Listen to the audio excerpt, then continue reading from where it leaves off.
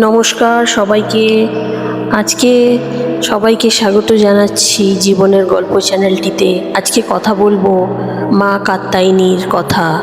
আজ নবরাত্রির ষষ্ঠ দিন। আজকের এই পবিত্র দিনে পূজিত হন মা কাত্যায়নী দেবী। তিনি শক্তি, সাহস ও ন্যায়ের প্রতীক। পুরাণ মতে মহিষাসুর নামক অসুর দেবতাদের অত্যাচারে সমগ্র সৃষ্টির অশান্ত হয়ে পড়েছিল। তখন ব্রহ্মা, বিষ্ণু ও মহেশ্বর তাদের শক্তি একত্র করে এক দেবীর সৃষ্টি করেন। সেই দেবী মহর্ষি কাত্যায়নের ঘরে কন্যারূপে জন্মগ্রহণ করেন, তাই তার নাম হয় মা কাত্যায়নী। তিনি মহিষাসুর বধ করে দেবতাদের রক্ষা করেছিলেন। মা কাত্যায়নীর দেহে স্বর্ণপ্রভা। তিনি চতুর্ভুজা।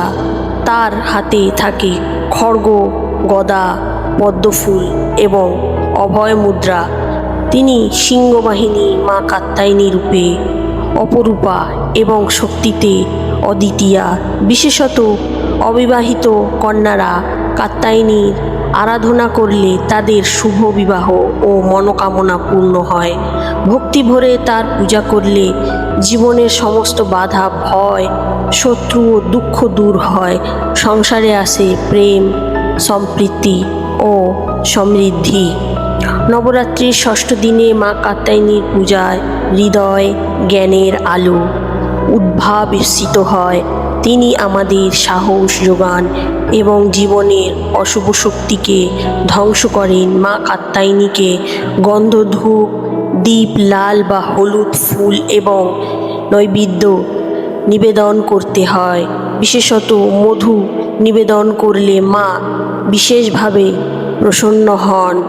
হে মহামায়া, হে যোগিনীদের অধিষ্ঠাত্রী মা কাত্যায়নী, আপনি আমার মনোকামনা পূর্ণ করুন। বন্ধুরা, মা কাত্যায়নী শক্তি ও ন্যায়ের প্রতীক।